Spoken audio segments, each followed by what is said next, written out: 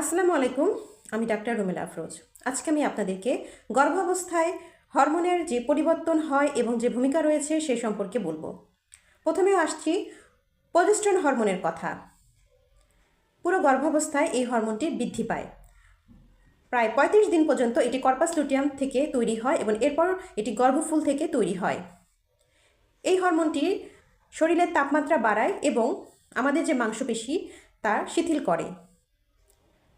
সময়ের আগে প্রসব বেদনা রোধ করতে এই হরমোনের ভূমিকা রয়েছে। এরপরে আসছি ইস্ট্রোজেন। গর্ভাবস্থায় প্রায় 90% ইস্ট্রাডিওল তৈরি হয়। এই হরমোনটির স্তন এবং স্তনবৃন্তের গ্রোথে সাহায্য করে এবং পিগমেন্টেশন বাড়ায়। ইস্ট্রোজেন হরমোন জরায়ুর মাংসপেশিতে অক্সিটোসিন নামক হরমোনের রিসেপ্টরের সংখ্যা বাড়িয়ে দেয়। এটি শরীরে পানি বৃদ্ধি করে এবং প্রোটিন তৈরিতে সাহায্য করে। এরপর আসছে হিউম্যান প্লাসেন্টাল ল্যাক্টোজেন। এই হরমোনটি ইনসুলিন রেসিস্ট্যান্সে গুরুত্ব রয়েছে।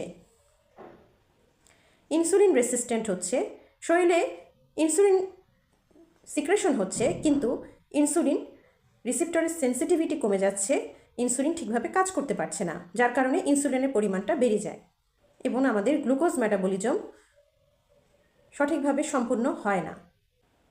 এরপরে আসছি আমরা প্রোল্যাক্টিন হরমোন। গর্ভাবস্থায় আমাদের পিটুইটারি গ্ল্যান্ডের সামনের অংশ অর্থাৎ অ্যান্টেরিয়র লোবটি বড় হয়ে যায় এবং প্রোল্যাক্টিন লেভেল, অ্যাডিনোকর্টিকোট্রপিক হরমোনের লেভেল বেড়ে যায়। গর্ভাবস্থায় গোনাডোট্রপিন হরমোনের লেভেল কমে যায়। এরপরে আসছি আমাদের থাইরয়েড হরমোন। গর্ভাবস্থার প্রথম দিকে থাইরয়েড স্টিমুলেটিং হরমোনের লেভেলটি কমে যায়, এরপরে এটি আস্তে আস্তে নর্মাল রেঞ্জের মধ্যে চলে আসে। গর্ভাবস্থার প্রথম দিকে টোটাল T3, T4 হরমোনের লেভেল বেড়ে যায়, এরপরে তা নর্মাল রেঞ্জে চলে আসে। ধন্যবাদ।